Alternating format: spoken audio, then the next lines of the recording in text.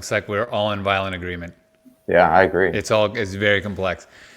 So, Cullen, here's a question I have for you, because I don't know much about. You said you have your global market portfolio, and then depending on the client, you kind of explore.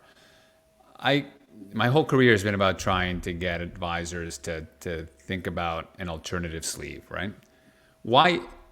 First of all, do you use alternatives, and why is it that do you think that most advisors just simply don't bother anymore?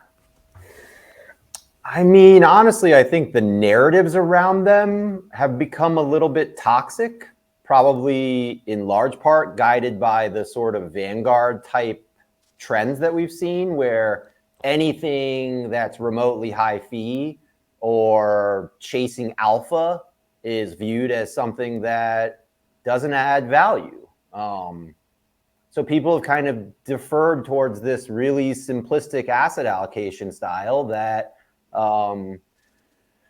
may or may not suit them best in the next, 10, 20 years. I mean, I think in terms of like customization,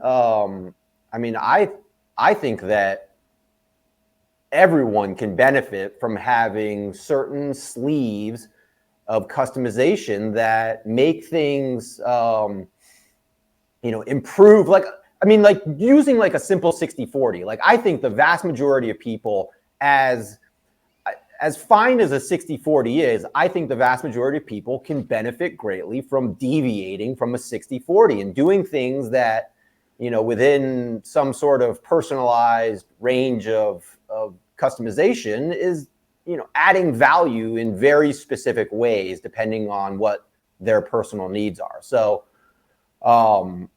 I'm totally not against, especially like I've become a big advocate of just core and satellite strategies where your core maybe is this very boring, just broadly diversified component, but then you're doing all sorts of things on the peripheral components there with the satellites where you're sexing it up a little bit and you're kind of hedging for, what if 60-40 does as badly as a lot of people expect it to do in the next 20 years. Right. And the discipline fund, I don't know if you can talk about it or not, but I don't think we're allowed to talk about anything in this business. Is the core, basically, is that the idea there? Global market portfolio. Yeah. It is a global market portfolio.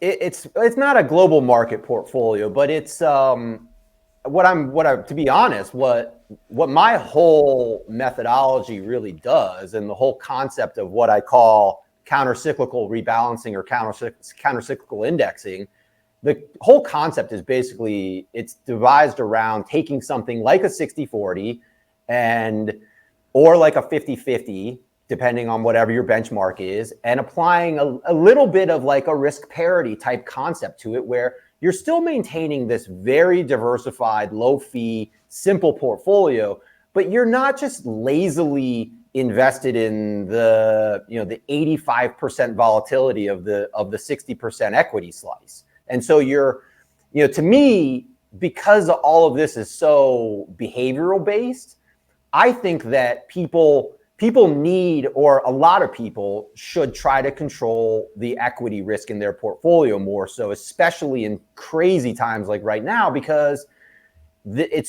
you have so much disproportionate risk inside of that component that, applying like a risk parity approach, even, regardless of how sophisticated it is. I mean, there's very stupid ways to do risk parity, as you guys know. But there's very, very sensible ways to do it. And to me, wait, what does he mean by that? What is the like, we know all the dumb ways to do risk parity? Thanks, Cullen. Continue. No. I love the way you guys do risk parity. I have very specific firms in mind that I will not mention. I think we I know who you're referring to. Yeah. I think they're very